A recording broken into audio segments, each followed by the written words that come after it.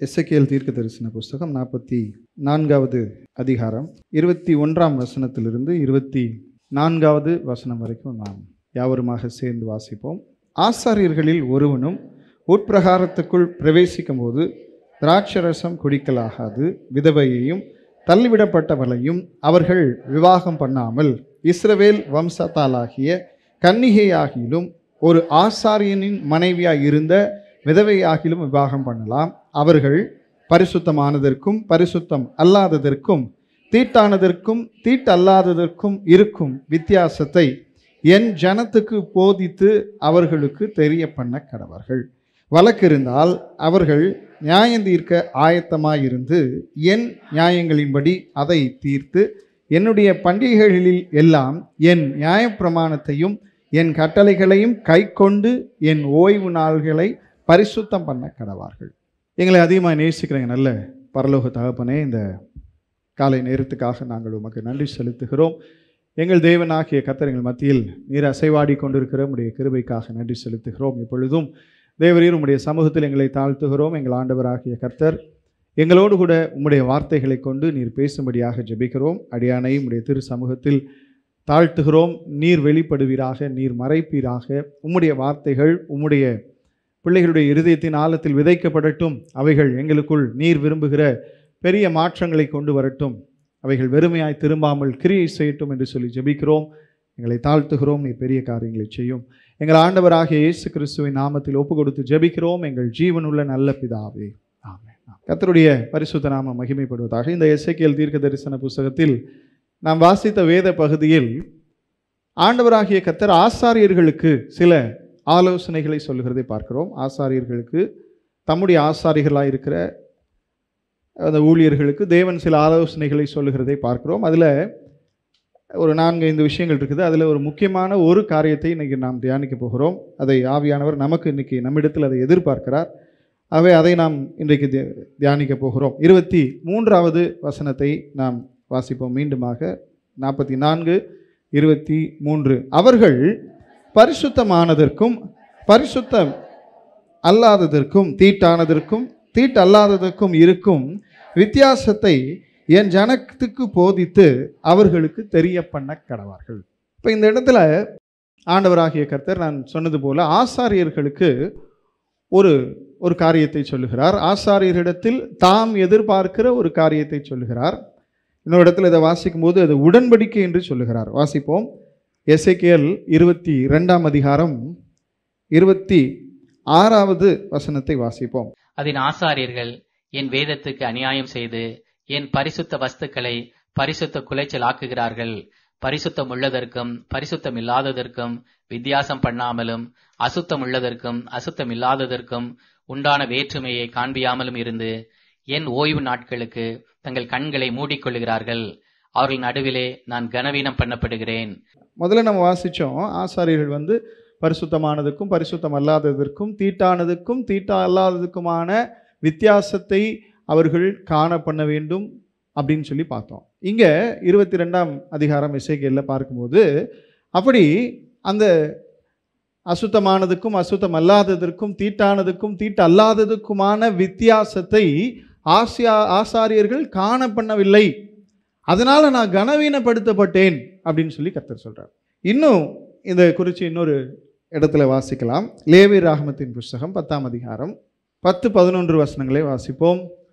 பரிசுத்தம் உள்ளதற்கும் பரிசுத்தம் இல்லாததற்கும் தீட்டுள்ளதற்கும் தீட்டு இல்லாததற்கும் வித்தியாசம் பண்ணும்படிக்கும் கர்த்தர் மோசேயை கொண்டு இஸ்ரவேல் புத்திரருக்கு சொன்ன சகல பிரமாணங்களையும் அவர்களுக்கு போதிக்கும்படிக்கும் இது உங்கள் தலைமுறை தோறும் நித்திய கட்டளையாய் இருக்கும் என்றார். இப்ப ஆசாரிகளை பார்த்து கர்த்தர் சொல்றாரு, நீங்க என்ன செய்யணும்? தீட்டுள்ளதுக்கும் தீட்டு அல்லாததுக்கும் பரிசுத்தமானதுக்கும் பரிசுத்தம் அல்லாததற்கும் அசுத்தமானதுக்கும் அசுத்தம் அல்லாததுக்கும் உண்டான வித்தியாசத்தை நீங்கள் காண்பிக்க வேண்டும், நீங்கள் கற்றுக் கொடுக்க வேண்டும். நீங்கள் அதை என்ன செய்யணும்? ஜனங்களுக்கு காண பண்ண வேண்டும். அது உங்களுக்கு நித்திய உடன்படிக்கையாக இருக்கும். இப்போ கர்த்தர் தம்முடைய ஆசாரியர்களிடத்தில் எதிர்பார்க்கிறதான ஒரு முக்கியமான காரியம் என்னன்னா, நீ என்ன செய்யணும்?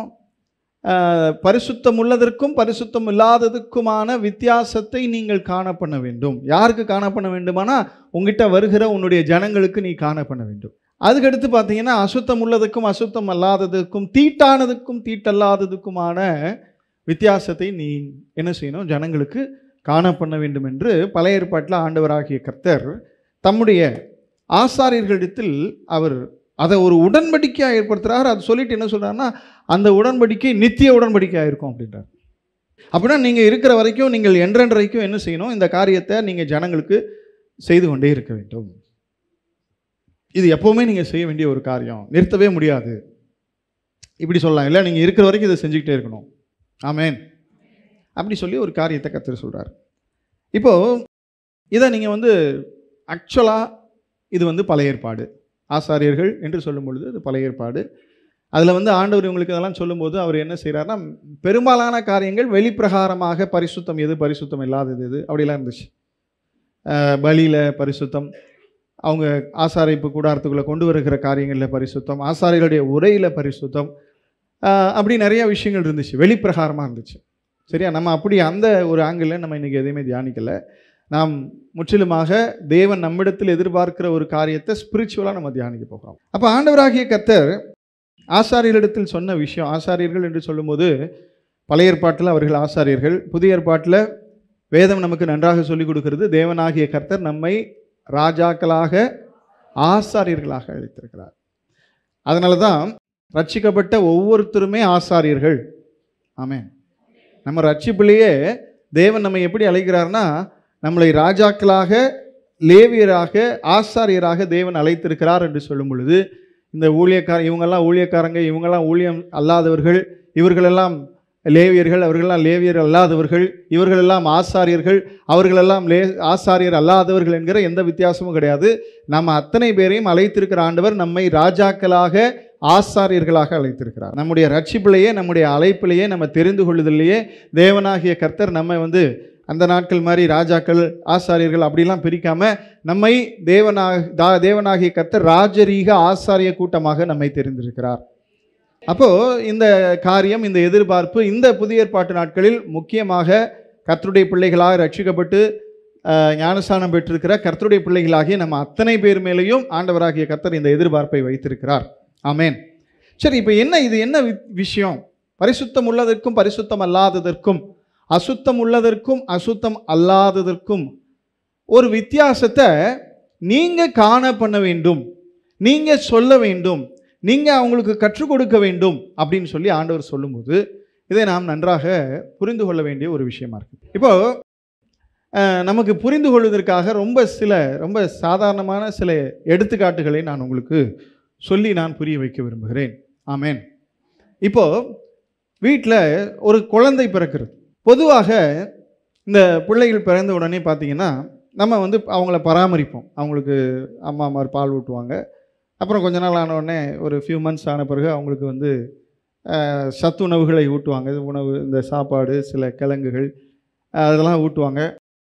சில பேர் கஷ்டமாக இருக்கிறவங்க என்ன செய்வாங்க, கடையில் போய் ஹெல்த்து மிக்ஸை வாங்கிட்டு ஊட்டுவாங்க. இப்படி பல விஷயங்கள் இருக்குது. இந்த பிள்ளைகள் சாப்பிடும். பெற்றோர்கள், தாய்மார்கள் ஊட்டும்போது இந்த பிள்ளைங்க என்ன செய்யும், சாப்பிடும்.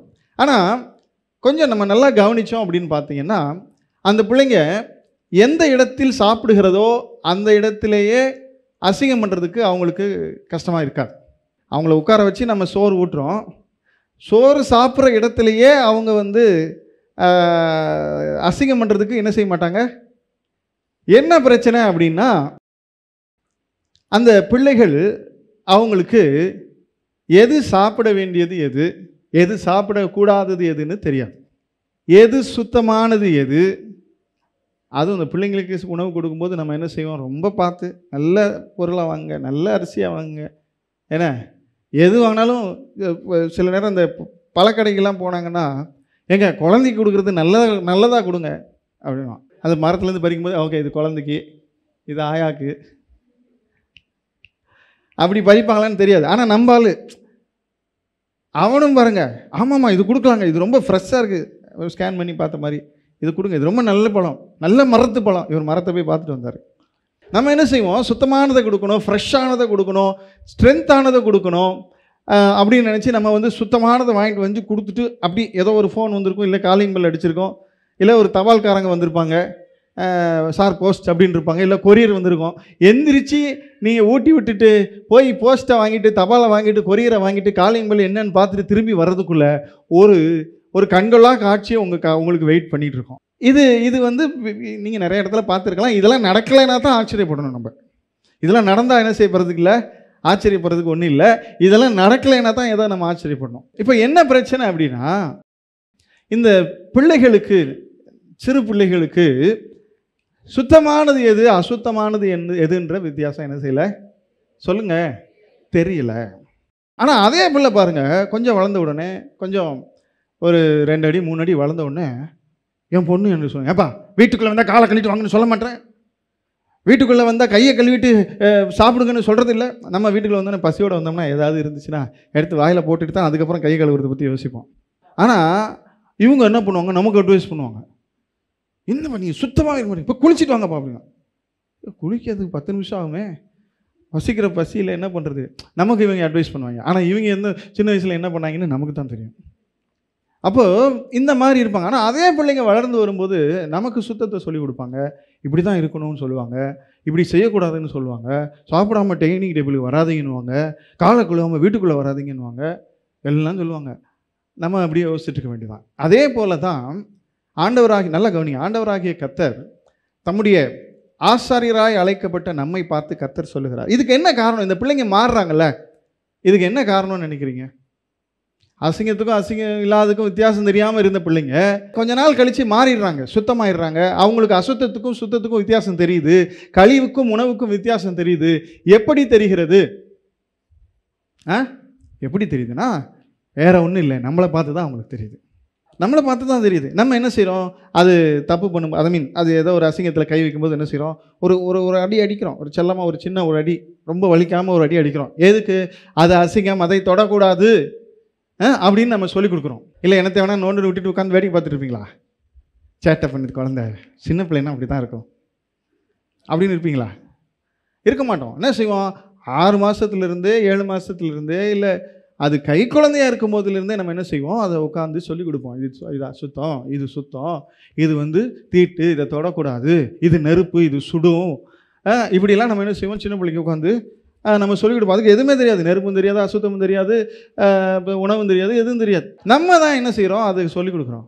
இப்போது நம்மை பார்த்து நம்ம சாப்பாடு எப்படி சாப்பிட்றோம், நம்ம வந்து எப்படி டாய்லெட் போகிறோம், நம்ம எப்படி எதை எங்கே செய்கிறோம், டைனிங் டேபிளில் உட்காந்து சாப்பிட்றோம், இப்படியே இந்த பிள்ளைங்க பார்த்து பார்த்து பார்த்து என்ன ஆயிடுது, அதுக்கு தெரிஞ்சிருது எது சுத்தம், எது அசுத்தம், எது உணவு, எது அழிவு, எது தீட்டு, எது தீட்டு அல்லாதது, எது அசுத்தமானது, எது அசுத்தமானது அல்லாதது என்பதை நம்முடைய பிள்ளைகள் என்ன செய்கிறாங்க, நம்மளை பார்த்தே கற்றுக்கிறாங்க. நம்மளை பார்த்தே கற்றுட்டு நாளைக்கு நமக்கே சொல்லிக் கொடுப்பாங்க. இப்போ ஆண்டவராகிய கர்த்தர் அதைத்தான் கர்த்தருடைய பிள்ளைகளாக இருக்கிற உங்களுக்கும் என்னிடத்திலும் ஆண்டவராகிய கர்த்தர் எதிர்பார்க்கிற அவருடைய ஒரு எதிர்பார்ப்பு, அவருடைய எக்ஸ்பெக்டேஷன் இதுதான். உன்னுடைய வாழ்க்கையை பார்க்கிற, உன்னுடைய செயல்பாடுகளை பார்க்கிற, உன்னுடைய வாழ்க்கை முறையை பார்க்கிற, உன்னுடைய வாழ்க்கையை பார்க்கிற, உன்னை விட ஆவிக்குரிய வாழ்க்கையில் குறைவாக இருக்க, அப்படி இல்லைன்னா உன்னுடைய பிள்ளைகள், அப்படி இல்லைன்னா உன்னுடைய அடுத்த தலைமுறை, இளைய தலைமுறைகள் என்ன செய்ய வேண்டும், உன் வாழ்க்கையை பார்த்து, உன்னுடைய செயல்பாடுகளை பார்த்து, நீ செய்கிற காரியங்களை பார்த்து, நீ செய்ய தவிர்க்கிற காரியங்களை பார்த்து எது பரிசுத்தம், எது பரிசுத்தம் இல்லை என்பதை அவர்கள் கற்றுக்கொள்ள வேண்டும். எது அசுத்தம், எது அசுத்தம் இல்லை என்பதை அவர்கள் உன்னுடைய வாழ்க்கையை பார்த்து, உன்னுடைய செயல்பாடுகளை பார்த்து, உன் வாழ்க்கை முறையை பார்த்து அவர்கள் கற்றுக்கொள்ள வேண்டும் என்று கர்த்தர் சொல்கிறார். ஆண்டவர் அதை எதிர்பார்க்கிறார். இப்போ நம்ம வந்து ரட்சிக்கப்பட்டு சபைக்குள்ள வருகிறோம். நம்மை விட ஒரு ஆவிக்குரிய வாழ்க்கையில் மூத்த நிலையில் இருக்கிற ஒரு ஆளை பார்க்குறோம். அவங்கள பார்த்துட்டு நம்ம அவங்க வேத வசனங்களை சொல்லுகிறதையும் அவங்க ஆராதிக்கிறதையும் பார்த்துட்டு, ஓகே நம்மளோட கொஞ்சம் பெரியவங்க அப்படின்னு நம்ம ஒரு ஆளை நினைக்கிறோம். அப்படி நாம் நினைக்கும் போது அவங்களுடைய வாழ்க்கையை நாம் பார்க்கும் பொழுது நாம் என்ன செய்கிறோம், அதை அவங்க எதெல்லாம் செய்கிறாங்களோ அதெல்லாம் என்னது, நல்லது, பரிசுத்தமானது, தேவனுக்கு பிரியமானது. அவங்க எதெல்லாம் செய்ய தவிர்க்கிறாங்களோ அதெல்லாம் என்னது, அது ஒருவேளை தேவனுக்கு பிரியமில்லாத காரியம் இல்லை போல. ஏன்னா அவங்க தேவனுக்கு பிரியமாக வாழ்கிற ஒரு ஆள், அவங்க இதை செய்ய தவிர்க்கிறாங்க, அதனால் அது தேவனுக்கு பிரியமில்லாத காரியம். அவங்க இதை விரும்பி செய்கிறாங்க, அதனால் அது தேவனுக்கு பிரியமான காரியம் என்பதை அவருடைய வாழ்க்கையை பார்த்து நாம் கற்றுக்கொள்கிறோமே. அந்த மாதிரி தான் ஒவ்வொரு கர்த்தருடைய பிள்ளைகளும் மற்றவர்களுக்கு முன்பாக நன்மை எது, தீமை எது, பரிசுத்தம் எது, அசுத்தம் எது, தீட்டெது, தீட்டல்லாதது எது, அசுத்தமானது எது, அசுத்தம் அல்லாதது என்பதை நம்முடைய வாழ்க்கையை பார்த்தே அவர்கள் கற்றுக்கொள்ளபடியாக நாம் வாழ வேண்டும் என்று தேவன் எதிர்பார்க்கிறார். நாம் அப்படி வாழ வேண்டும் என்று தேவன் எதிர்பார்க்கிறார். நான் உங்களுக்கு இன்னும் கொஞ்சம் ஈஸியாக புரிய வைக்கிறேன் பாருங்க. நம்ம எல்லாருக்கும் நல்லா தெரிஞ்ச இடம், தெரிஞ்ச காரியம் வந்து ஸ்கூலில் படிக்கிற விஷயம். இப்போ ஸ்கூலில் எக்ஸாம் வைக்கிறாங்களா இல்லையா? எக்ஸாம் வைக்காத ஸ்கூல் ஏதாவது இருந்தால் சொல்லுங்கள், நம்ம போய் படிக்கலாம். எக்ஸாம் வைக்காத ஸ்கூலே கிடையாது. எதனா ஒன்று போய் ஒரு மாதத்தில் மந்த்லி டெஸ்ட்டாக, சரி மந்த்லி டெஸ்ட்டு முடிஞ்சிருச்சுன்னா ஸ்லிப் டெஸ்ட்டாக, சரி ஸ்லிப் டெஸ்ட்டு முடிஞ்சிச்சுன்னா ரிவிஷன் டெஸ்ட்டாக, அப்புறம் குவார்ட்டர்லி, ஆஃப் பண்ணி, அந்தலி இந்தலின்னு வந்து வச்சுட்டான். இப்போ நீங்கள் எக்ஸாம் எழுதிருந்தீங்கன்னா ஒரு பழக்கம் ஒன்று இருக்கும். நீங்கள் பார்த்தீங்கன்னா சில நேரம் பொதுவாக எக்ஸாமில் ஒரு 10 கேள்வி கேட்குறான்னு வச்சுக்கிடுங்களேன், அதில் ஒரு 2-3 கேள்வி ரொம்ப ஈஸியாக இருக்கும். ஏன்னா ஒரு ஒழுங்காக படிக்காத ஆட்களும் என்ன செய்யணும், பாஸ் மார்க் வாங்கணும்ல. அதுக்காக ஒரு 2-3 கேள்வி அப்படியே புக்கில் என்ன இருக்கோ அதை அப்படியே கேட்டிருப்பான். புக்கில் எக்ஸாம் இந்த லெசனுக்கு பின்னாடி என்ன கேள்வி இருக்கோ அந்த கேள்வி அப்படியே அச்சு மாறாமல் அப்படியே அடிச்சிருப்பான். ஏன்னா கொஞ்சம் கஷ்டமாக படிக்கிற பிள்ளைங்களாம் நல்லா பாஸ் ஆகணுன்றதுக்காக அந்த கேள்விகளாம் நம்ம பசங்க அச்சு சூப்பராக பதில் எழுதிடுவாங்க. அப்புறம் கொஞ்சம் கேள்வி கொஞ்சம் கஷ்டமாக இருக்கும். பொதுவாக ஒரு 1 or 2 கொஸ்டின்ஸ் எப்படி இருக்கும்னா, பொதுவாக ரொம்ப கஷ்டமாக இருக்கும். ரொம்ப யோசித்து 2-3 இதெல்லாம் பயங்கரமாக யோசித்து முடிவு பண்ணி ஒரு பதில் எழுதுகிற மாதிரி ஒரு கேள்வி வரும். வருமா வராதா? வரும், பொதுவாக வரும். நாங்கள் படிக்கும் போதெல்லாம் அப்படி தான் வந்துச்சு, இப்போ எப்படி வருதுன்னு தெரில. அப்படி வரும்போது நிறைய பேர் என்ன நினைப்பானா, இது ஒருவேளை அவுட் ஆஃப் சிலபஸ்லேருந்து எழுதிட்டானோ, எழுதிட்டான், இதில் நம்ம ஏதாவது ஒன்று கிறுக்கி வைப்போம், மார்க் 2 மார்க் போடுவாங்க அப்படின்னு எழுதி வைக்கிறவங்களாம் இருக்கிறான். அந்த மாதிரி ஒரு கேள்வி வந்துருச்சு. ஆனால் அப்படி நம்ம நினச்சிட்டு இருக்கும்போது ஒருத்தன் எந்திரிச்சு கையை வைத்து ஆன்சர் பண்ணுவான் பாருங்க. அப்படியும் இருக்கும். இப்போது ஒரு கேள்விக்கு பதிலே தெரியல, சரியா? எக்ஸாம் எழுதியாச்சு, முடிஞ்சு வெளியில் வந்துட்டோம். நல்லா கவனிக்கணும். ஒரு கேள்விக்கு பதிலே தெரியல, எக்ஸாம் எழுதியாச்சு, முடிச்சுட்டு வெளியில் வந்தாச்சு. இப்போது 2 பேர் சொல்கிறாங்க, அந்த கேள்வி அவுட் ஆஃப் சிலபஸ்ரா, அது ஏதாவது சும்மா கிறுக்கி வச்சுட்டு வந்தாலே மார்க் போட்டுருவாங்கன்னு சொல்கிறான். ஒருத்தன் சொல்கிறான், இல்லைடா அது நம்ம சிலபஸ் தான்டா, நான் கொஞ்சம் டஃப்பாக கேட்டாங்கடா அப்படின்னு இன்னொருத்தன் சொல்கிறான். அப்புறமா ஒருத்தன் போய் மிஸ்ஸிட்டே கேட்டு வந்துட்டான், என்ன மிஸ் இது அவுட் ஆஃப் சிலபஸா? இல்லை பாடத்தில் இருக்கு போ அப்படின்ட்டாங்க மிஸ்ஸு. இப்போ எல்லாருக்கும் ஒரு க்யூரியாசிட்டி, இதுக்கு என்ன பதில், ஏவா, பியா, சியா, டியா? இப்போ எல்லாருக்கும் ஒரே டவுட்டு. இப்போது அந்த கேள்விக்கு பதிலை எப்படி கண்டுபிடிப்பீங்க? டீச்சர்கிட்ட கேட்க முடியாது. இப்போ அந்த கேள்விக்கு பதில் கண்டுபிடிக்கணும், எப்படி கண்டுபிடிப்போம்? படிக்கிற பையன்கிட்ட கேட்போம். அப்போ நம்ம யாரு? சரி கவனிப்போம். நம்ம என்ன செய்வோம், நமக்கு தெரியும் எவன் ஃபஸ்ட்டு மார்க் வாங்குறவன், எவன் 100 மார்க் வாங்குறவன் அப்படின்னு நமக்கு தெரியும். அப்போ அவன் என்ன பதில் எழுதி வச்சு, ஏன்னா அவன் எப்படி 100 மார்க் வாங்கிடுவான், குவார்ட்டர்லியில் 100 வாங்கியிருக்கான், ஆஃபர்லியில் 100 வாங்கியிருக்கான், ரிவிஷனில் 100 வாங்கியிருக்கான். அப்போ இவன் இதில் என்ன தான் வாங்குவான்? 100 வாங்குவான். அப்போ இவன் என்ன பதில் எழுதியிருக்கானோ அதுதான் என்னவா இருக்கும் அந்த கேள்விக்கு? சொல்லுங்க. அது மாதிரி நம்முடைய வாழ்க்கையை பார்த்து எது பரிசுத்தம், எது அசுத்தம், எது தீட்டு, எது தீட்டு அல்லாதது, எது தேவனுக்கு சுத்தமானது, எது தேவனுக்கு சுத்தம் அல்லாதது, எது தேவனுக்கு பிரியமானது, எது தேவனுக்கு பிரியமல்லாதது என்பதை உன்னுடைய வாழ்க்கையை பார்த்து உன்னை விட ஆவிக்குரிய நிலைமையில கொஞ்சம் தாழ்வில் இருக்கிறவர்கள் கற்றுக்கொள்ளும்படியாக ஒரு வாழ்க்கை நீ வாழ வேண்டும் என்று ஆண்டவராகிய கர்த்தர் உன்னிடத்தில் எதிர்பார்க்கிறவராக இருக்கிறார். நம்மளை பார்க்கணும். இப்போ ஒரு விஷயம் அவங்களுக்கு செய்யணுமா, செய்யலாமா, செய்யக்கூடாதான்னு தெரியல. ஒரு இடத்துக்கு போகலாமா, போகக்கூடாதான்னு தெரியல. இல்லை ஒரு காரியத்தை செய்யலாமா, செய்யக்கூடாதான்னு தெரியல. அப்போ என்ன செய்வாங்க, அவங்க கொஞ்சம் ஸ்பிரிச்சுவல் லைஃப்பில் வீக்காக இருக்கிறவங்க பார்ப்பாங்க. என்ன பார்ப்பாங்க தெரியுமா? அந்த அக்கா என்ன செய்கிறாங்கன்னு பாரு, ஏன்னா அந்த அக்கா தான் ஸ்பிரிச்சுவல் லைஃப்பில் கரெக்டாக இருக்கிறாங்க. அந்த அக்காவை பார்த்தியா, அந்த அக்கா தான் எல்லாத்துலேயும் ஸ்பிரிச்சுவலாக என்னவா இருப்பாங்க, சொல்லுங்க, கரெக்டாக இருப்பாங்க. அந்த அக்காவை பார்த்து அந்த அக்கா போகிறாங்களா இல்லையான்னு பாரு, அந்த அக்கா போனால் போ, ஏன்னா அந்த அக்கா போனால் அது கரெக்டான இடமா தான் இருக்கும். ஆமேன். அந்தக்கா போலேன்னா போயிடாது. சில நேரம் நம்ம ஸ்கூல்லேருந்து எங்கேயாவது கூட்டி போகிறாங்கன்னு வீட்டில் போய் கேட்போம். கேட்கும்போது நம்ம அம்மா அப்பா ஒரு கேள்வி கேட்பாங்க, அவ போகிறாளா? அவ போல, அவளுக்கு பிடிக்கல, ஆனால் எனக்கு பிடிச்சிருக்கு, நான் போகிறேன். அவள் போனால் நான் உன்னை அனுப்புகிறேன். ஏன்னா அவள் போனால் அவள் கரெக்டான இடத்துக்கு தான் போவா, தேவையான இடத்துக்கு தான் போவா, தேவையில்லாத இடத்துக்கு அவள் என்ன செய்ய மாட்டா அப்படின்னு நம்ம பேரண்ட்ஸ் ஒரு முடிவு பண்ணி வச்சுருப்பாங்க. அதே மாதிரி தான் எப்படி நான் சொன்னேன் இல்லையா, நம்முடைய பிள்ளைகள் சின்ன விஷயத்தில் கூட அசுத்தம் எது, அசுத்தம் அல்லாதது எது, நன்மை எது, நன்மை அல்லாதது எது, தீட்டானது எது, தீட்டல்லாதது எது என்பதை பிறந்ததுலேருந்து பிள்ளைங்க நம்மளை பார்த்து தான் கற்றுக்கொள்கிறாங்க. இப்போ நீங்கள் பார்த்தீங்கன்னா ஒவ்வொரு பிள்ளையுமே என்ன தான் சில பிள்ளைங்களாம் அப்பா அம்மாவுக்கு அடங்காத பிள்ளைங்க அப்படிலாம் சொல்லுவோம். ஆனாலும் பார்த்தீங்கன்னா அந்த பேசிக் ஹேபிட்ஸ், இந்த மாதிரியான தனிப்பட்ட பர்சனல் ஹேபிட்ஸ்லாம் பார்த்தீங்கன்னா அவங்க தாயும் அவங்களுடைய தகப்பனும் அவங்க வீட்டில் இருக்கிற பெரியவங்களும் அவங்க அண்ணனோ அக்காவோ எப்படி இருக்கிறார்களோ அதே போல தான் அவங்க இருப்பாங்க. ஏன்னா இவங்க முழுக்க முழுக்க எது சரி எது நல்ல பழக்கம் என்பதை அவர்களை பார்த்தே இவர்கள் கற்றுக்கொள்ளுகிறபடினாலே அவர்களைப் போலத்தான் இருப்பார்கள். ஆனால் அதனால தான் ஆண்டவராகிய கர்த்தர் இன்றைக்கு நம்மளை பார்த்து சொல்கிறாரு, ராஜாக்களாக லேவியராக ஆசாரியராக அழைக்கப்பட்டிருக்கிற உங்களையும் என்னையும் பார்த்து கர்த்தர் நம்மிடத்தில் ஆவியானவர் தம்முடைய எதிர்பார்ப்பை சொல்லுகிறார். உங்கள் வாழ்க்கையை பார்க்கும்போது நீங்கள் என்ன செய்யணும், உங்கள் வாழ்வின் மூலமாக பரிசுத்தமானதுக்கும் பரிசுத்தம் அல்லாததுக்குமான வித்தியாசத்தை உங்களை விட அடுத்த தலைமுறையில் இருக்கிறவங்களுக்கு நீங்கள் காண பண்ண வேண்டும்.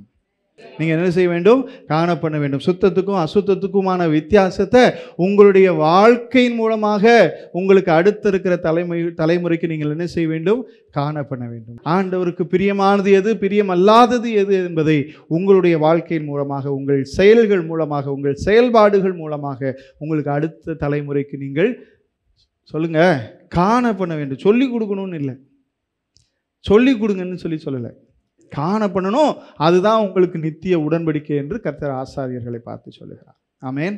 இன்றைக்கு நம்ம நல்லா புரிந்து கொள்ளணும். நான் பேசிக்காக சொல்லிட்டேன், நம்ம எல்லாருமே ஆசாரியர்களாக லேவியர்களாக அழைக்கப்பட்டிருக்கிறோம் என்று சொல்லி.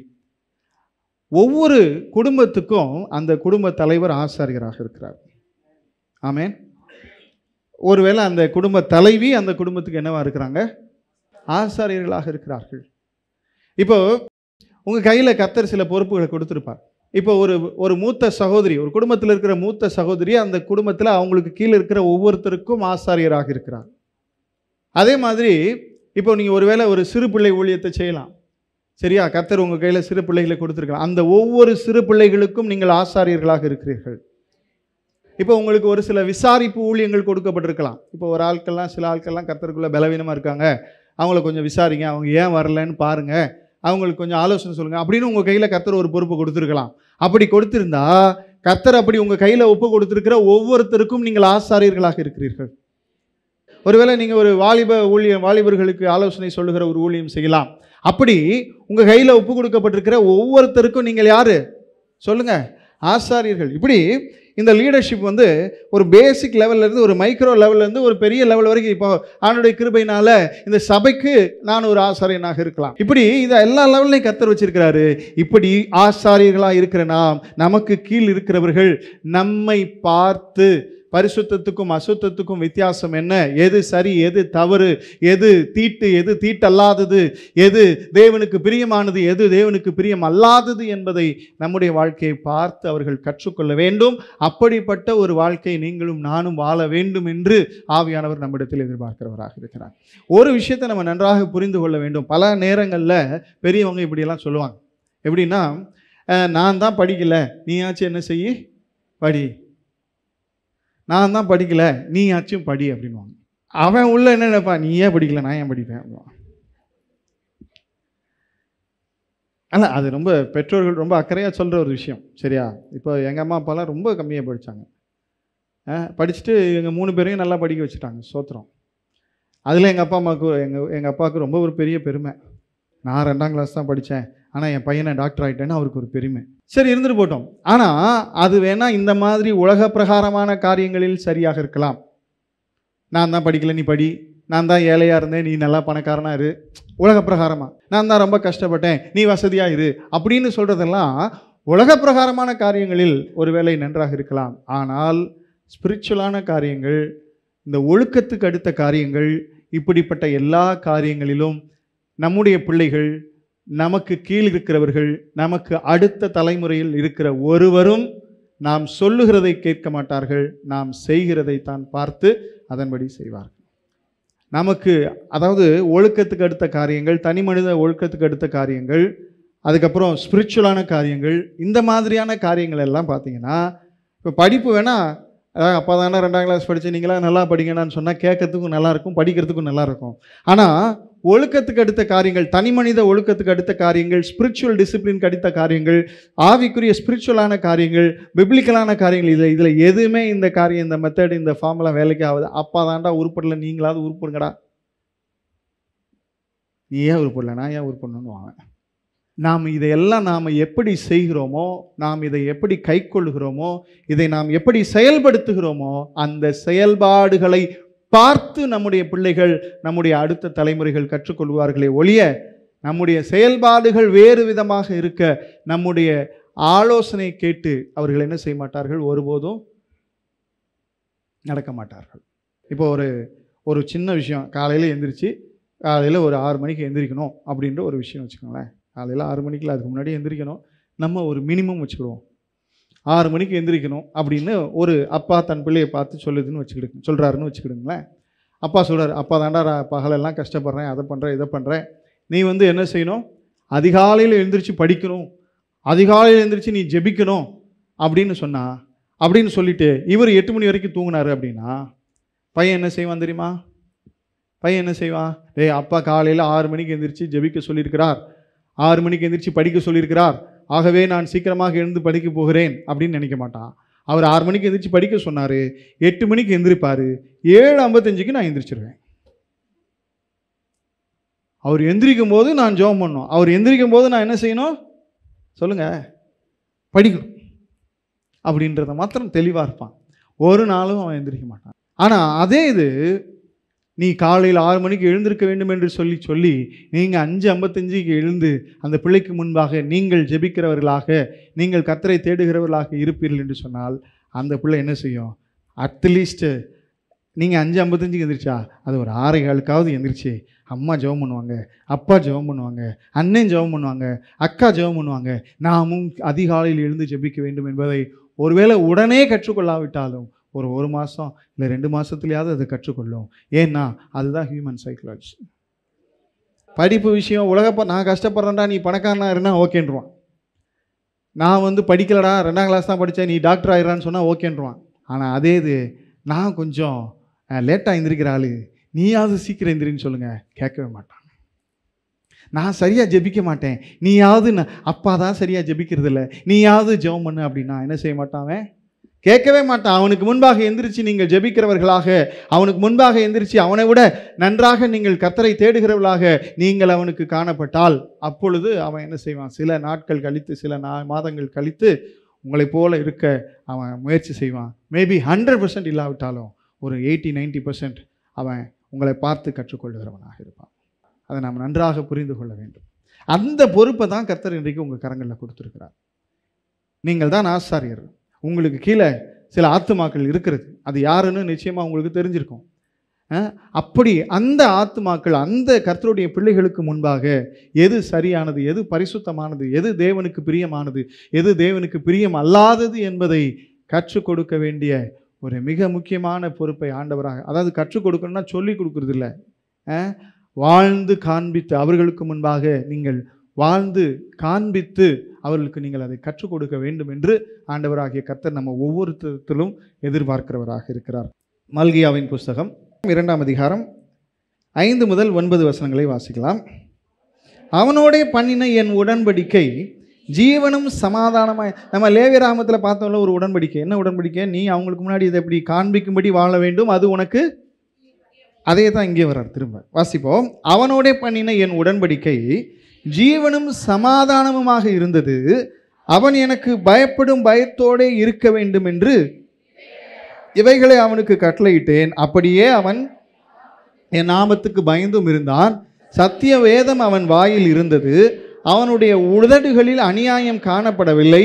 அவன் என்னோடே சமாதானமும் யதார்த்தமுமாய் சஞ்சரித்து அநேகரை அக்கிரமத்தினின்று திருப்பினான். இப்போ அவங்ககிட்ட இப்படி ஒரு உடன்படிக்கையை கொடுத்துருந்தேன். நல்லா நான் சொன்ன உடன்படிக்கை எது தெரியுமா? இப்போ நம்ம லேவியராகமம் 10ஆம் அதிகாரம் 10-11 வசனங்களை வாசித்தோம் இல்லையா? நீ இந்த மாதிரி பரிசுத்தத்துக்கும் பரிசுத்தம் அல்லாததுக்கும் தீட்டுக்கும் தீட்டு அல்லாததுக்கும் அசுத்தத்துக்கும் அசுத்தம் அல்லாததுக்குமான வித்தியாசத்தை ஜனங்களுக்கு காண பண்ண வேண்டும் என்று ஒரு உடன்படிக்கையை உனக்கு ஏற்படுத்தினேன். அந்த உடன்படிக்கை சமாதானம் ஜீவனுமான உடன்படிக்கைன்னு சொல்லி கர்த்தர் சொல்லிட்டு அப்படிதான் அவன் இருந்தான்னு சொல்லி ஆண்டவர் என்ன சொல்றாரு?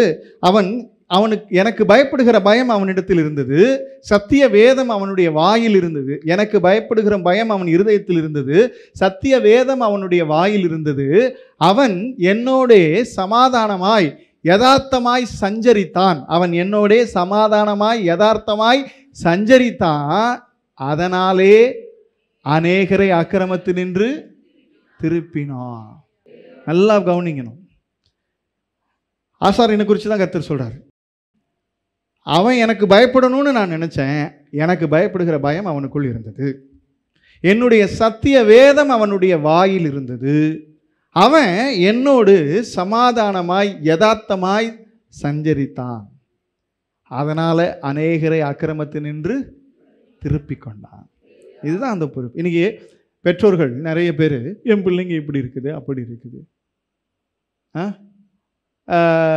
இன்னும் சொல்லப்போனால் சில பெரிய ஊழியக்காரங்களை தங்களிடத்தில் கர்த்தர் கொடுத்திருக்கிற பிள்ளைகளை, அதாவது ஆவிக்குரிய ஆத்மாக்களை குறித்து கூட சொல்லும்போது, இன்னைக்கு யார் சார் சரியாக இருக்கிறாங்க?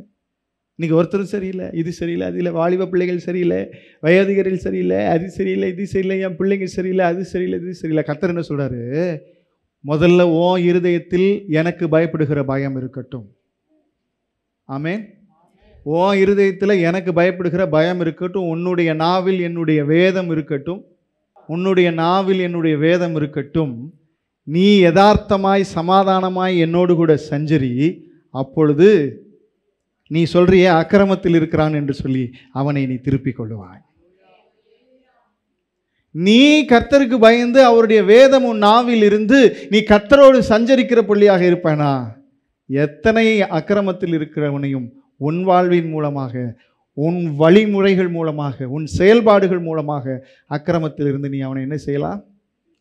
ஆண்டவருடைய பெரிய கிருபை, நான் பெருமையாக ஒன்றும் சொல்லவில்லை, ஆண்டவருடைய பெரிய கிருபை என்ன அப்படின்னா, நம்முடைய சபையில் பார்த்தீங்கன்னா நிறைய நம்ம இந்த வாலிப தம்பிமாரெலாம் ரொம்ப உற்சாகமாக வேலை செஞ்சுட்டே இருப்பாங்க. சில பேர்லாம் சொல்லுவாங்க, இவங்க சின்னவங்களாக இருக்கிறாங்களே, இவங்களாம் எப்படி அப்படிலாம் சொல்லுவாங்க. ஆனால் கர்த்தர் எல்லாரையும் ரொம்ப அழகாக பயன்படுத்தி கொண்டு இருக்கிறார். அப்படி இருக்கும்போது வெளியிலிருந்து புதுசாக சில பேர் உள்ளே வருவாங்க. சபைக்கு தூரத்துலேருந்து வருவாங்க, ஊர் மாறி வருவாங்க, வேலைக்கு வரும்போது வருவாங்க, இப்படிலாம் வருவாங்க. இங்கே இருக்கிற பிள்ளைங்களெல்லாம் பார்ப்பாங்க. பார்த்துட்டு என்ன ஆகுன்னா, வர்றவன்லாம் நல்லா ஜெபிக்க ஆரம்பிச்சிருவான். இந்த பசங்க ஜெபிக்கிறத பார்த்து, இந்த பசங்க வேதத்தை தியானிக்கிறத பார்த்து, இந்த பசங்கள்லாம் ஆண்டவருக்குள்ளே அவ்வளோ ஒரு என்ன சொல்கிறது, ஒரு வாஞ்சியாக இருக்கிறத பார்த்துட்டு வெளியிலேருந்து உள்ளே வரவெல்லாம் என்ன ஆகிடுவான், புதுசாக வரவெல்லாம் இவங்களை பார்த்து அவனும் நல்லா ஜெபிக்க ஆரம்பிச்சிருவான், அவனும் நல்லா கர்த்தரை தேட ஆரம்பிச்சிருவான். இப்படி நடந்துகிட்டே இருக்கும். ஒன்றும் சொல்லிக் கொடுக்க வேணாம். நீங்கள் ஆதி ஆகமத்திலேருந்து வெளிப்பட்டின விசேஷம் வரைக்கும் படித்து கரைச்சி குடித்து அவனை உட்கார வச்சு அவனுக்கு உபதேசம் ஒன்றுமே பண்ண வேண்டாம். அவன் வருவான், இவங்க கர்த்தரை தேடுறத பார்ப்பான், இவங்க ஜெபிக்கிறத பார்ப்பான். அவனுக்குள்ளே ஆட்டோமேட்டிக்காக என்ன வந்துடும் சொல்லுங்கள், ஒரு வாஞ்சம் வந்துடும். ஒன்றுமே செய்ய வேண்டாம், அப்படியே அவனும் அப்படி ஆயிடுவான். இதில் முன்னாடி ஒரு தம்பி இருந்தார், இப்போ அவர் இல்லை, முன்னாடி இருந்தார். அந்த தம்பியை பார்த்தா எனக்கு ரொம்ப பிடிக்கும். இவ்வளோ நல்ல பையனாக இருக்கிறானே, இவ்வளோ பரிசுத்தமாக இருக்கிறானே, இவ்வளோ சூப்பர் பையனாக இருக்கிறானே அப்படின்னு நான் அவனை நினச்சிட்டு இருப்பேன். அவன் இங்கேருந்து போகிற வரைக்கும் எனக்கு அவனை பற்றி தெரியவே இல்லை.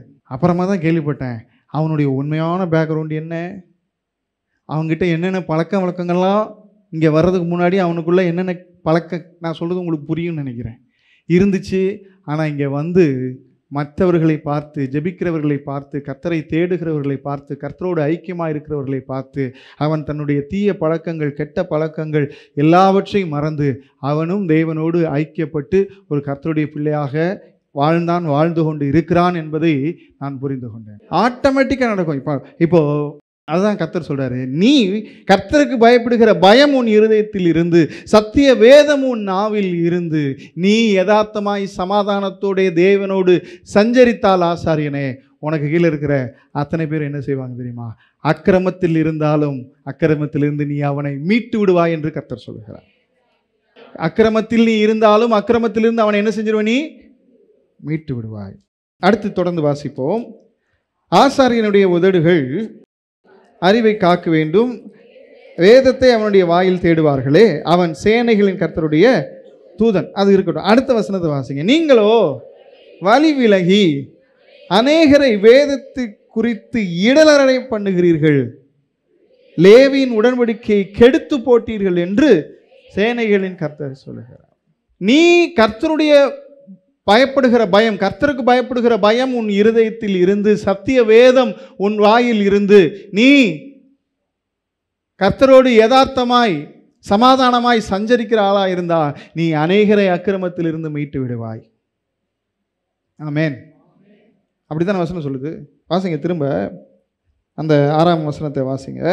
சத்திய வேதம் அவன் வாயில் இருந்தது, அவனுடைய உதடுகளில் அநியாயம் காணப்படவில்லை, அவன் என்னோடே சமாதானமும் யதார்த்தமுமாய் சஞ்சரித்து அநேகரை அக்கிரமத்தினின்று திருப்பினான். நான் இதை உங்களுக்கு புரிகிற மாதிரி சொல்கிறேன், உங்களுக்கு ஏற்ற மாதிரி சொல்கிறேன். உங்கள் குடும்பத்தில், உங்களுடைய அந்த தலைமைத்துவத்தில், கர்த்தர் உங்களை ஆசாரியராய் வைத்திருக்கிற இடத்துல, ஒருவேளை நீங்கள் ஒரு ஆஃபீஸில் வேலை செஞ்சுருக்கலாம், அங்கே கூட ஒரு சில கர்த்தருடைய பிள்ளைகளுக்கு ஒரு தலைவராக கர்த்தர் உங்களை வச்சுருக்கலாம், ஆலோசகராக கர்த்தர் வச்சுருக்கலாம். நான் சொல்கிறேன், நீங்கள் கர்த்தருக்கு பயப்படுகிறவர்களாக இருந்து, சத்திய வேதம் உங்கள் வாயில் இருந்து, நீங்கள் தேவனுடைய சமாதானமாய் யதார்த்தமாய் சஞ்சரித்திருந்தால் அங்கே அக்கிரமத்தில் இருக்கிற அநேகரை நீங்கள் கர்த்தரிடத்தில் திருப்பி விடுவீர்கள். அல்லேலூயா. அதே இது 8ஆம் வசனம் சொல்லுது, வாசிங்க. நீங்களோ வழியை விட்டு விலகி அநேகரை வேதத்தை குறித்து இடற பண்ணினீர்கள், லேவியின் உடன்படிக்கை கெடுத்து போட்டீர்கள். அதே கர்த்தரோடு நடந்த ஆள், யதார்த்தமாய் சமாதானமாய் கர்த்தரோடு நடக்கிற நடந்த அந்த ஆள் வழி விட்டு விலகினால் நீ அநேகரை வேதத்தை விட்டு இடற பண்ணுவாய். அநேகரை வேதத்தை விட்டு இடற பண்ண. நான் உங்களுக்கு புரிய வைக்கிறேன் பாருங்க. ஒரு ரொம்ப இன்ட்ரெஸ்டிங்கான, ரொம்ப சந்தோஷமான, ஒரு ஆவியிலே சந்தோஷப்படுகிற ஒரு விஷயம் என்னன்னா, ஒரு ஆத்மா எப்படி ரட்சிக்கப்பட்டதுன்றதை நம்ம பார்க்கும்போது. ஆமென். இப்போ ஒரு சிலர் பார்த்தீங்கன்னா புறஜாதிகள்லேருந்து ரட்சிக்கப்படுவாங்க. அவன்லாம் சபைக்குள்ளே வர்றதுக்கு வாய்ப்பே இருந்திருக்காது. என்ன மாதிரி இந்த சர்ச்சுக்குள்ளே இருக்க, நான் சர்ச்சுக்குள்ளே இருக்கேன்னு சொன்னால் இன்னும் எங்கள் ஊரில் நிறைய பேர் நம்பவே மாட்டான். அந்த அளவுக்கு நம்ம ஆட்கள். இப்போ அந்த மாதிரி ஒரு ஆள் சர்ச்சுக்குள்ளே வந்து நீங்கள் எப்படி அப்படின்னா, அவங்ககிட்ட உண்மையாக அவன் சொல்லுவானா, அதை உட்காந்து நம்ம கேட்டோம்னா ரொம்ப உன்னதமாக இருக்கும். நான் இப்படி இருந்தேன், அப்படி இருந்தேன், கர்த்தர் பேசினார், இப்படி ஒருத்தவங்க சொன்னாங்க அப்படிலாம் அவங்க சொல்லும்போது, அவன் ரட்சிக்கப்பட்டதை கேட்கும்போது நமக்கு ஆவியில் ஒரு களி கூறுதல் உண்டா, ரொம்ப சந்தோஷமாக இருக்கும். அதனால தான் நீங்கள் பார்த்தீங்கன்னா, நம்ம யாராவது எங்கேயாவது ஒரு ஸ்பிரிச்சுவலாக ஒரு ஆளை பார்க்குறோம், புதுசாக பார்க்குறோன்னா, நீங்கள் எப்படி ரட்சிக்கப்பட்டீங்க சொல்லுங்கள் அப்படின்னு உட்காந்து கேட்போம். சில பேர் டைம் பாஸ்க்காக கேட்பான், அது வேறு விஷயம். உண்மையாக சந்தோஷம் இருக்கும் அதில். அப்போது அந்த மாதிரி தான் நிறைய பேர் ஆண்டோடைய பெரிய கிருபையினால் நான் இன்றைக்கி ரட்சிக்கப்பட்டு ஒரு 23 வருஷம் ஆயிடுச்சு. இந்த 23 வருஷத்தில் எத்தனையோ பேர் ரட்சிக்கப்படுவதை பார்த்துருக்கிறேன். எத்தனையோ பேர் பாவத்தில் இருக்கிறவன், பிசாசின் பிடியில் இருக்கிறவன், நல்ல விக்கிரக உச்ச கட்டத்தில் இருக்கிறவன், அந்த மாதிரி இருந்தவன், கிறிஸ்துவுக்கு எதிராக இருந்தவன், அவங்கெல்லாம் எப்படி ரட்சிக்கப்பட்டாங்கன்னு அந்த காரியத்தை ஸ்டெப் பை ஸ்டெப் பார்க்கும்போது ரொம்ப சூப்பராக இருக்கும். அப்படிலாம் ஆண்டவர் நடத்துவார். என்னை கூட ஆண்டவர் அப்படி தான் நடத்தினார். நான் எப்படி ரட்சிக்கப்பட்டேன்னு யோசித்தா எனக்கே இன்றைக்கி ரொம்ப இன்ட்ரெஸ்டிங் ஸ்டோரியாக இருக்குது. அப்படிலாம் இருக்கும். ஆனால் இந்த ரட்சிக்கப்பட்டு சபைக்குள்ளே வரும்போது நான் சொன்னேன் இல்லையா, அந்த முதல்ல குழந்தைக்கு எது அசுத்தம் எது அசுத்தம் இல்லாதுன்னு தெரியாது. பிறந்த குழந்தைக்கு எது உணவு எது கழிவுன்னு தெரியாது. அது மாதிரி சபைக்குள்ளே வருகிற ஒரு கர்த்தருடைய பிள்ளைக்கு நிறைய விஷயம் தெரியாது. அந்த பிள்ளை என்ன செய்யும், அப்படியே பார்க்கும். அந்த அக்காவை பார்க்கும். எந்த அக்கா? அந்த அக்கா, நான் சொன்னேன் அந்த அக்கா. அந்த அக்காவை பார்க்கும், அந்த அண்ணனை பார்க்கும், அந்த அங்கிளை பார்க்கும், அந்த பிரதரை பார்க்கும். பார்த்துட்டு அதுக்கு ஒரு விஷயம் செய்யலாமா வேணாமான்னு ஒரு டவுட்டாக இருக்கும். ஏன்னா அது சர்ச்சுக்குள்ளே வந்த உடனே ஆதியிலே தேவன் வானத்தை பூமி படைத்தார், சிருஷ்டித்தார், ஸ்தோத்திரம் அப்படி ஆரம்பித்து வெளிப்படுத்தின வரைக்கும் கரைச்சி குடிக்கவும் முடியாது, நம்ம அதை கரைச்சி கொடுக்கவும் முடியாது, அதால் குடிக்கவும் முடியாது. என்ன இல்லை ஒரு டவுட் வந்தோடனே ஓகே ஆதியாமத்தில் என்ன சொல்லுது, யாத்திராமத்தில் என்ன சொல்லுது, லேவியராமத்தில் என்ன சொல்லுதுன்னு உட்காந்து ஒன்றுனா படித்து அதால் புரிஞ்சு கொள்ளவும் சொல்லுங்க முடியாது. அப்போ அது என்ன செய்யும், அந்த அக்காவை பார்க்கும். அது என்ன செய்யும், அந்த அக்காவை பார்க்கும், அந்த அண்ணனை பார்க்கும், அப்புறம் அந்த அங்கிளை பார்க்கும், அப்புறம் அந்த ஆண்டியை பார்க்கும். எல்லாத்தையும் பார்த்துட்டு ஓகே இவங்கெல்லாம் இதை செய்கிறாங்க, அதனால் இது சொல்லுங்க இதை செய்யலாம் அப்படின்னு ஒரு முடிவு பண்ணும். சரி, இப்போ அது மாதிரி அந்த அந்த புதுசாக உள்ளே வந்து ஆத்மாவுக்கு ஒரு டவுட் வந்துருச்சு, இதை செய்யலாமா வேண்டாமான்னு. இப்போ அது அந்த எல்லாரையும் பார்க்கல, ஒரே ஒரு அக்காவை மட்டும் பார்த்துச்சு. ஒரே ஒரு அக்காவை மட்டும் பார்த்து அந்த அக்கா இந்த காரியத்தை செய்கிறாங்க, ஆகவே நானும் இந்த காரியத்தை செய்யலாம்னு முடிவு பண்ணிருச்சு. முடிவு பண்ணி அந்த காரியத்தை செய்தும் விட்டது. அந்த காரியத்தை அந்த புதிய ஆத்மா என்ன செஞ்சிருச்சு, அந்த அக்காவை பார்த்து அந்த அக்கா செஞ்சனால நம்மளும் செய்யலான்னு முடிவு பண்ணி என்ன செஞ்சிருச்சு, செஞ்சிருச்சு. செஞ்சதுக்கப்புறம் இது உட்காந்து பைபிளை படிக்குது. எது, அந்த புதுசாக வந்த ஆத்மா உட்காந்து பைபிள் படிக்குது. படிக்குது படிக்குது படிக்குது. ஒரு நாள் வேதத்தை அது படிக்கும் பொழுது அந்த அக்கா செஞ்சு இது பார்த்து இதுவும் செஞ்சிச்சுல ஒரு விஷயம். அந்த அக்கா செஞ்சு இது பார்த்து இதுவும் செஞ்சிச்சுல ஒரு விஷயம். அந்த விஷயம் தேவனுக்கு விரோதமான பாவம் என்று வேதத்தில் அப்பட்டமாக எழுதியிருக்கிறது. அந்த விஷயம் தேவனுக்கு விரோதமான பாவம் என்று வேதத்தில் அப்பட்டமாக எழுதியிருக்கிறது. அதை பார்த்தோன்னே இந்த ஆத்மாவுக்கு எப்படி இருக்கும்? நான் உங்களுக்கு சொல்றேன், ஒருவேளை அந்த பிள்ளை அந்த ஆத்மா கர்த்தரோடு ரொம்ப ஐக்கியப்பட்டு கர்த்தருக்குள் பலப்பட்டு இருந்தால் அந்த ஆத்மா அந்த பிள்ளை என்ன செய்யும், அந்த அக்காவை தள்ளிட்டு ஆண்டவரை பிடித்து கொள்ளும். அந்த அக்காவை தள்ளிவிட்டு ஆண்டவரை பிடித்து கொள்ளும். ஒருவேளை அந்த பிள்ளை கர்த்தருக்குள்ள கொஞ்சம் பலவீனமா, ஏன்னா இப்போ தானே வருது, ஆமென், கொஞ்சம் பலவீனமாக இருந்தால் என்ன செய்யும் தெரியுமா, அந்த நேரத்தில் தான் பிசாசு அந்த பிள்ளையுடைய காதுக்குள்ளே போய் சொல்லுவான், பாத்தியா இதுக்கு தான் நான் உங்ககிட்ட அப்போவே சொன்னேன் சர்ச்சுக்கு போகாதேன்னு சொன்னேன். சர்ச்சில் இருக்கிறவங்க எல்லாம் இப்படி தான் இருப்பாங்க, அவங்க எல்லாம் என்னது பேச்சு மட்டும் நல்லா பேசுவாங்க, ஆனால் ஒன்றும் ஆக்ஷனில் எல்லாம் இப்படி தான் உருப்படாதவனாக இருப்பாங்க, உன்னை ஏமாற்றி உன்னை மதம் மாற்றிட்டாங்கன்னு காதுக்குள்ளே போய் பிசாசு ஓதுவானா என்ன ஆகும் தெரியுமா, அந்த ரட்சிக்கப்பட்ட ஆத்மா பின்மாற்றத்தில் போகும். அந்த ரட்சிக்கப்பட்ட ஆத்மா என்ன செஞ்சிடும், பின்மாற்றத்தில் போயிடும். நான் உங்களுக்கு சொல்கிறேன், எனக்கு தெரிஞ்சது நான் உங்களுக்கு சொல்கிறேன், திரும்பவும் சொல்கிறேன். நான் வந்து ரட்சிக்கப்பட்டு ஒரு 23 வருஷம் ஆச்சு. இந்த 23 வருஷத்தில் 21 வருஷத்துக்கு மேலே நான் ஊழியத்தில் இருந்திருக்கிறேன். அநேகமாயிரம் ஆத்மாக்களை நான் சந்தித்திருக்கிறேன்.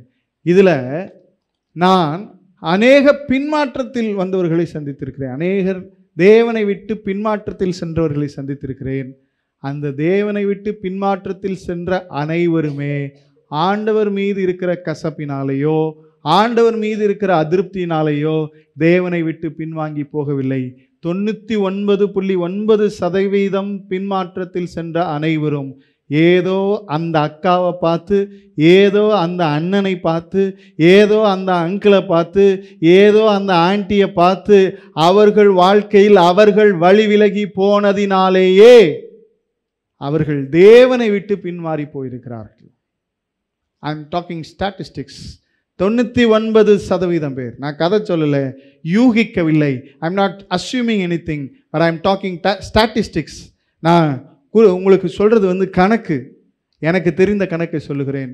பின்மாற்றத்தில் சென்ற ஜனங்களில் 99% அதிகமானவர்கள் ஏதோ ஒரு மனிதனை பார்த்து அவனுடைய வாழ்க்கையின் வழி விலகலை பார்த்து தான் தேவனை விட்டு பின்மாற்றத்தில் சென்றிருக்கிறார்கள். அதனால தான் ஆண்டவர் சொல்றாரு, நீங்கள் வழி விலகி அநேகரை இடரலடைய பண்ணினீர்கள்.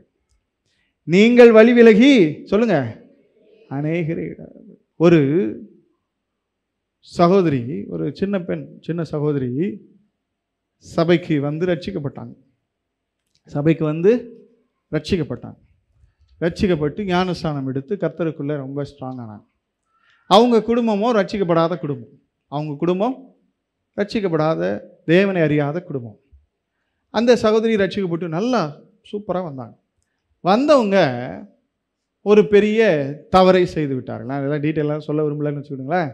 அவங்க வந்து ஒரு பெரிய தவறை செய்து விட்டார்கள்.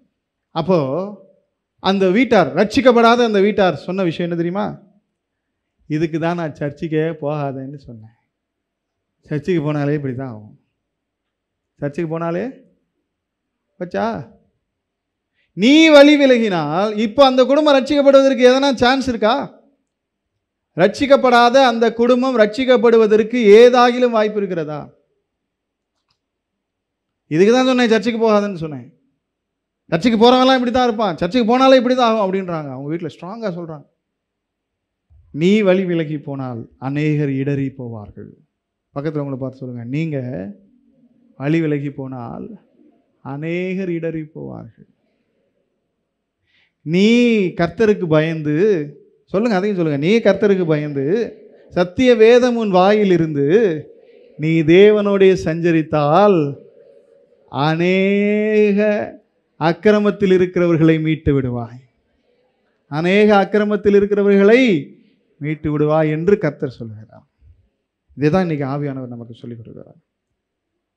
வாழ்க்கையை பார்க்கிற ஜனங்களுக்கு தெரியணும், இதுதான் பரிசுத்தம், இதுதான் அசுத்தம், இதுதான் தீட்டு, இது தீட்டு அல்லாதது, இது தேவனுக்கு பிரியமானது, இது தேவனுக்கு பிரியம் அல்லாதது, இது அசுத்தமானது, இது அசுத்தம் அல்லாதது என்பது நம்முடைய பைபிளை படிச்சில்ல, உன் வாழ்க்கையை பார்த்து ஜனங்கள் புரிந்து கொள்ள வேண்டும் என்று ஆவியானவர் எதிர்பார்க்கிறார். ஒரு சில வசனங்களை மாத்திரம் சொல்லி நான் முடிக்க விரும்புகிறேன். வாசிப்போம். 2 கொரிந்தியர் 3ஆம் அதிகாரம், 2 கொரிந்தியர் 3ஆம் அதிகாரம் 2-3 வசனங்களை வாசிப்போம்.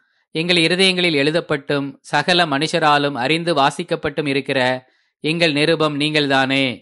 ஏனெனில் நீங்கள் எங்கள் ஊழியத்தினால் உண்டாகிய கிறிஸ்துவின் நிருபமாயிருக்கிறீர்கள் என்று வெளியரங்கமாயிருக்கிறது. அது மையினால் அல்ல, ஜீவனுள்ள தேவனுடைய ஆவியினாலும் கற்பலகைகளில் அல்ல, இருதயங்களாகிய சதையான பலகைகளிலேயும் எழுதப்பட்டிருக்கிறது. அப்போஸ்தலனாகிய பவுல் அநேக நிருபங்களை எழுதுகிறார். ரோமருக்கு எழுதுகிறார், கொரிந்தியருக்கு எழுதுகிறார், தெசலோனியருக்கு எழுதுகிறார், தீமோத்தேயுக்கு எழுதுகிறார், தீத்துவுக்கு எழுதுகிறார், எபேசியருக்கு எழுதுகிறார், பிலிப்பியருக்கு எழுதுகிறார். இப்படி அநேக சபைகளுக்கு, சில ஊழியர்களுக்கு அப்போஸ்தலனாகிய பவுல் நிருபங்களை எழுதுகிறார். அந்த நிருபங்களை எழுதின பவுல் சொல்லுகிறார், நான் எழுத்தாணியை வைத்து ஓலைகளில் நான் எழுதினது அல்ல நிருபம், என்னுடைய உபதேசங்களை கேட்டு அந்த உபதேசங்களின்படி வாழுகிற நீங்களே எங்களுடைய நிருபங்களாக இருக்கிறீர்கள் என்று. ஏன்னா நான் நிருபத்தில் எழுதினதை உங்க வாழ்க்கையில பார்க்கிறேன். நான் நிருபத்தில் எழுதினதை சொல்லுங்க, நான் நிருபத்தில் எது சரி என்று எழுதினோ அதை நீங்கள் செய்கிறீர்கள். நான் நிருபத்தில் எது தவறு என்று எழுதினோ அதை நீங்கள் செய்வதில்லை. நான் நிருபத்தில் எது பரிசுத்தம் என்று எழுதினோ அதை நீங்கள் பரிசுத்தப்படுத்துகிறீர்கள். எது அசுத்தம் என்று சொல்கிறேனோ அதை நீங்கள் அவாய்ட் பண்ணிடுறீங்க. ஆகவே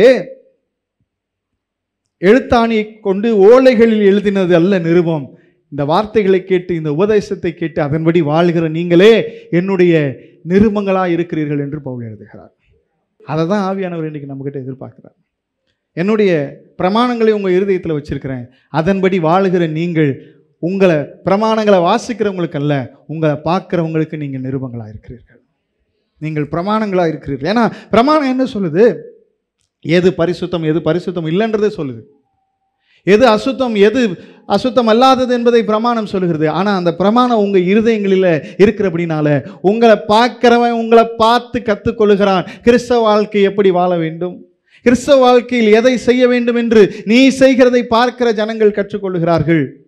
கிறிஸ்தவ வாழ்க்கையில் எதை செய்யக்கூடாது என்று நீ எதை தவிர்க்கிறாய் என்று பார்த்து ஜனங்கள் உன்னை பார்த்து கற்றுக்கொள்ளுகிறார்கள். ஆகவே நீங்கள் வாழும் நிருபங்கள், எழுத்தாணியை கொண்டு கற்களிலோ ஓலைகளிலோ எழுதின நிருபங்கள் அல்ல, தேவ ஆவியை கொண்டு இருதயங்களில் எழுதப்பட்ட நிருபங்கள் நீங்கள் என்று பவுல் சொல்கிறார்.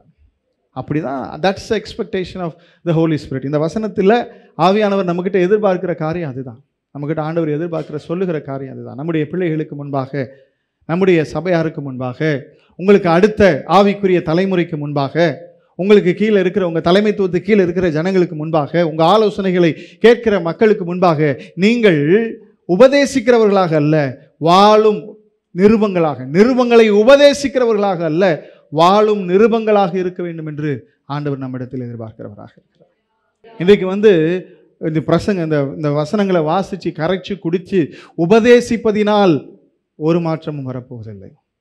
ஆனால் அந்த பிரசங்கங்களின்படி நீங்கள் வாழ்ந்து காண்பிப்பதினால், உங்களை பார்த்து உங்களை படித்து தேவனுடைய உபதேசத்தை, சத்தியத்தை ஜனங்கள் புரிந்து கொள்வதற்கு, கற்றுக்கொள்வதற்கு காத்திருக்கிறார்கள். எனக்கு சமீபத்தில் நடந்த ஒரு சம்பவம். ஒரு தம்பியுடைய ஆஃபீஸில் ஒரு சின்ன பிரச்சனை. அந்த ஆஃபீஸோட பாஸ் எனக்கு ரொம்ப தெரிஞ்சவர். அப்படி இருந்ததுனால நான் அந்த பாஸ் என்கிட்ட பேசினார். அவர் என்னோட மூத்தவர், எனக்கு ரொம்ப பழக்கமானவர். நான் பாஸ்டர் ஆகிறதுக்கு முன்னாடியே எனக்கு அவரை நன்றாக தெரியும். அதனால் அவர் என்னை பாஸ்டர்லாம் கூப்பிட மாட்டார், என்னை பேர் சொல்லி தான் கூப்பிடுவார். நல்ல மனுஷன். ஒரு நாள் அந்த ஆஃபீஸில் இந்த தம்பி ஒரு விஷயத்தில் அவரோடு, அந்த பாஸோடு ஆர்கியூ பண்ணியிருக்கிறான். ஆனால் இவன் சொன்னது தான் சரி. ஸ்பிரிச்சுவலான ஆர்கியூமெண்ட், இவன் சொன்னது தான் சரி. ஆனால் அவர் என்னார், ஏன்னா அவர் பாஸ் இல்லை அப்படின்னாரு. உடனே எனக்கு ஃபோன் பண்ணி அப்படி எல்லாம் நடந்ததெல்லாம் சொன்னார், கம்ப்ளைண்ட் பண்ணார், எல்லாம் பண்ணிவிட்டு அவங்க இப்படிலாம் நடந்துக்கிறாங்க. அவர் சொல்கிறது எல்லாமே நியாயம். அதாவது அவங்க இப்படிலாம் நடந்துக்கிறாங்கன்னு சொல்கிற எல்லா விஷயமும் பைபிள் படி கரெக்டான விஷயம். அவங்க இப்படிலாம் நடந்துக்கிறாங்கன்னு கம்ப்ளைண்ட் பண்ணுறாருல, அத்தனை விஷயமும் பைபிள் படி கரெக்ட். அவர் சொன்னார், இப்படிலாம் அவங்க நடந்துக்கிறாங்க, இப்படி தான் நீங்கள் போதிக்கிறீங்களான்னு அவர் சொல்லிகிட்டே இருந்தார். அவன் இப்படி நடந்துக்கிறாங்க, நீங்கள் இப்படி போதிக்கிறீங்களா, அவங்க இப்படி நடந்துக்கிறாங்க நீங்கள். எனக்கு ரொம்ப சந்தோஷம். என்னன்னா, நம்ம போதிக்கிற மாதிரியே ஒருத்தர் நடந்துருக்கிறான்றது கேட்கும்போது எப்படி இருக்குது. நல்லா பாருங்க, நல்லா கவனிங்க. நான் சொல்கிறது சின்ன விஷயமா இருக்கலாம். You have to understand this deeply. நான் பிரசங்கித்தபடி ஒருவன் நடந்து அவன் நடக்கை பார்த்த ஒருவன் என் பிரசங்கத்தை புரிந்து கொண்டான் என்றால் அவன்தான் நிருபம். நான் பிரசங்கித்தபடி ஒருவன் நடந்து அவனுடைய நடக்கை பார்த்து ஒருவன் என் பிரசங்கத்தை புரிந்து கொண்டான் என்றால் அதுதான் நிருபம். அது பிரச்சனை என்னமா போச்சு, அதை பற்றி எனக்கு கவலை இல்லை. ஆனால் என் பிரசங்கத்தை கேட்டு அப்படியே ஒருத்தன் நடந்து அவன் வாழ்க்கையை பார்த்து ஒருவன் என் பிரசங்கத்தை புரிந்து கொண்டான்னா இதாண்டா சக்சஸ். கர்த்தர் இப்படித்தான் உங்களையும் என்னையும் எதிர்பார்க்கிறார். உன்னை பார்க்கிறவனுக்கு சத்தியம் தெரிய வேண்டும். உன்னை பார்க்கிறவனுக்கு வேத சத்தியத்தின் நிருபங்கள் புரிய வேண்டும். இந்த பிரமாணங்கள் புரிய வேண்டும். உன்னை பார்த்தே அவன் பைபிளை படிச்சிடணும். உன்னை பார்த்தே அவன் கொரிந்தியர்ல பவுல் எழுதியிருக்கிறது என்ன என்பதை உன்னை பார்த்து கற்றுக்கொள்ள வேண்டும்.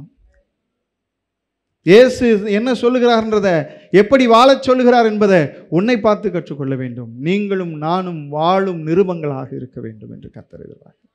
நீங்களும் நானும் வாழும் நிருபங்களாக இருக்க வேண்டும். ஜீவனுள்ள நிருபங்களாக இருக்க வேண்டும். ஓலையில் கற்களில் எழுத்தாணியை கொண்டு எழுதப்பட்ட நிருபங்களாக அல்ல, ஆவியினாலே எழுதப்பட்ட, வாழ்க்கையில் எழுதப்பட்ட நிருபங்களாக இருக்க வேண்டும் என்று கர்த்தர் எதிர்பார்க்கிறார். அப்படிதான் நீங்களும் நான் வாழும். அதுக்கு பேர் தான் கிறிஸ்தவ வாழ்க்கை. அப்படிதான் தேவன் எதிர்பார்க்கிறார். அப்படிப்பட்ட வாழ்வை நீங்களும் நானும் வாழ வேண்டும் என்று தான் ஆவியானவர் இன்றைக்கு நம்மோடு கூட பேசிக்கொண்டார். இவ்வளவுதான் காரியம். இன்றைக்கி ஆண்டவருடைய ஆவியானவருடைய எதிர்பார்ப்புக்கு நம்மை ஒப்பு கொடுத்து நாம் செபிக்க போகிறோம். இன்றைக்கி கிறிஸ்தவங்க பைபிள் எடுத்து அடுத்தவங்களுக்கு சொல்லிக் கொடுக்குறதுல ரொம்ப ஆர்வமாக இருக்கிறாங்க. ஆண்டவர் ஓகே நீ சொல்லிக் கொடு, ஆனால் உன் வாழ்வின் மூலமாக சொல்லிக் கொடுன்றார். நீ அதை கை கொண்டு உன் வாழ்வின் மூலமாக என்ன செய்ய சொல்லிக் கொடு. வாழ்க்கையை பார்த்து அவன் இங்கே வரட்டும், இதை பார்த்து நீ சொல்லிக் கொடுக்காதன்றார் கர்த்தர். ஆமென். எனக்கு ரொம்ப பிடிச்ச ஒரு பிரசங்கியார் இப்படி அடிக்கடி சொல்லுவார், வாழ்க்கை முழுவதும் சுவிசேஷத்தை பிரசங்கம் பண்ணு. Preach gospel always in your life. But if only needed, use words. தேவைப்பட்டால் மாத்திரம் வாயத்தர, இல்லைன்னா வாயை திறக்காத, ஆனால் சுவிசேஷத்தை பிரசங்கம் பண்ணு. தேவைப்பட்டால் மாத்திரம் உன் வாயை தர,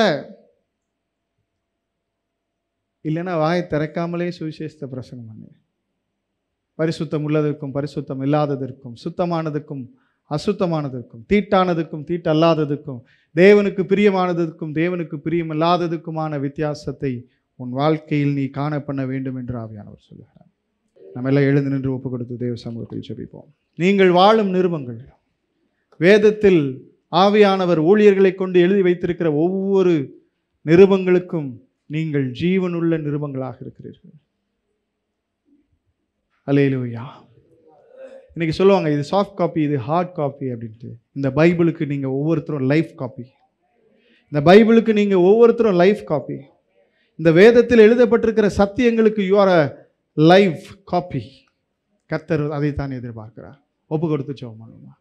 ஒருவேளை நம்ம இது வரைக்கும் அப்படி இல்லாமல் இருந்திருக்கலாம், தப்பில்லை. இன்றைக்கு ஆவியானவர் நம்மிடத்தில் எதிர்பார்த்து இதை குறித்து நம்மிடத்தில் பேசியிருக்கிறார். அவர் பேசும்போது அவருக்கு ஒப்பு கொடுத்து, அவரிடத்தில் நம்மை தாழ்த்தி ஒப்பு கொடுத்து நாம் ஜெபிக்க வேண்டியது அவசியமான காரியமாக. நம்ம எல்லாம் கரங்களை உயர்த்தி, எனக்கு எத்தனை பேர் ஆவியானவர் உங்கள் இருதயத்தில் சில காரியங்களை உணர்த்தி பேசியிருக்கிறாருன்னு நீங்கள் விசுவாசிக்கிறீங்களோ, நம்புறீங்களோ, உணர்கிறீர்களோ, கரங்களை வைத்து ஆண்டவரை மகிமைப்படுத்தி ஒப்பு கொடுத்து ஜெபணும். சர்வ வல்லமையுள்ள எங்கள் ஆண்டவராகிய கர்த்தாவே, உம்மை நாங்கள் துதிக்கிறோம், ஸ்தோத்திரிக்கிறோம், நன்றி செலுத்துகிறோம். இந்த நாளிலும் உடைய சமூகத்தில் ஆண்டவரை கூடி வந்த உடைய பிள்ளைகளாகிய எங்கள் ஒவ்வொருத்தருடைய இருதயத்தையும் நீர் பார்க்கிறீர். எங்களுடைய விருப்பத்தை, எங்களுடைய ஆண்டவரை ஆவலை நீர் பார்க்கிறவராக இருக்கிறதற்காக ஸ்தோத்திரம் கர்த்தாவே. உம்மை மகிமைப்படுத்துகிறோம், நன்றி செலுத்துகிறோம். எங்களுடைய வாஞ்சையை நீர் பார்க்கிறீர் கர்த்தாவே. நாங்களும் வாழும் நிருபங்களாக இருக்க விரும்புகிறோம் ஆண்டவரே. நாங்களும் வாழும் நிருபங்களாக இருக்க விரும்புகிறோம் ஆண்டவரே. நாங்களும் இந்த வேதத்துக்கு வாழுகிற நிருபங்களாக இருக்க விரும்புகிறோம் ஆண்டவரே. எங்களிடத்துல பலவீனங்கள் உண்டு. நாங்கள் எத்தனையோ முறை விழுந்திருக்கிறோம், தோற்றிருக்கிறோம்.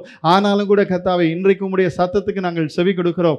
இன்றைக்கு உம்முடைய எதிர்பார்ப்புக்கு எங்களை நாங்கள் அர்ப்பணிக்கிறோம். எங்கள் ஆண்டவராகிய கர்த்தர், எங்கள் ஒவ்வொருத்தருக்கும் நீங்க உதவி செய்யுங்க. பலவீனத்தில் உதவி செய்கிற கர்த்தர் எங்களை பலப்படுத்தி ஆண்டவரே, நாங்கள் மெய்யாகவே இந்த உலகத்தில் உம்முடைய நிருபங்களாக, வாழும் நிருபங்களாக வாழ்ந்து உம்மை மகிமைப்படுத்த கர்த்தர் எங்களுக்கு உதவி செய்யும்படியாக ஜெபிக்கிறோம். எல்லாம் கரங்களை உயர்த்தி ஒப்பு கொடுத்து, யாரெல்லாம் எங்கள் வாழ்க்கையில் ஆண்டவர் உங்களோடு இடைப்பட்டிருக்கிறாரோ, நீங்கள் அப்படி வாழ உங்களை ஒப்பு கொடுக்குறீங்களோ, ஒரு விசை கூட கரங்களை உயர்த்தி, எங்கள் சர்வ வல்லமையுள்ள தேவனாகிய கர்த்தாவே, நீர் சொன்ன வசனங்களுக்காக, வார்த்தைகளுக்காக உமக்கு ஸ்தோத்திரம் ஆண்டவரே. நாங்கள் ஆண்டவரே உம்முடைய நாமத்தை தூசிக்கிறவர்களாக அல்ல, எப்படிலாம் இருப்பாங்க கிறிஸ்தவன்னு சொல்லி மற்றவர்கள் தூசிக்கிற ஒரு வாழ்க்கை எங்களுக்கு வேணாம் ஆண்டவரே. எப்படி இருக்க வேண்டும் என்று வேதம் சொல்லுகிறது என்பதற்கான உயிருள்ள சாட்சிகளாக, நிருபங்களாக இருக்க எங்களுக்கு உதவி செய்வீராக, பலன் தருவீராக தகப்பனே. ஒப்பு கொடுத்திருக்கிற ஒவ்வொரு இருதயத்தையும், கரங்களையும் நீர் பார்க்கிறீர். ஆசீர்வதியும், பலப்படுத்தும். உங்க கிருபையின் கரம் எங்க ஒவ்வொருத்தரையும் பலப்படுத்தி கர்த்தாவே ஸ்தோத்திரம், நிருபங்களாகவே வாழ எங்களுக்கு உதவி செய்வீராக. ஆசீர்வதிக்கும்படி ஜெபிக்கிறோம். உடைய திருக்கரத்தை எங்களை ஒப்பு கொடுக்கிறோம். பலப்படுத்தும், பயன்படுத்தும். உடைய நாமத்தை மகிமைப்படுத்தும். எங்கள் ஆண்டவராகிய இயேசு கிறிஸ்துவின் நாமத்தில் ஒப்பு கொடுத்து ஜெபிக்கிறோம் எங்கள் ஜீவனுள்ள நல்ல பிதாவே.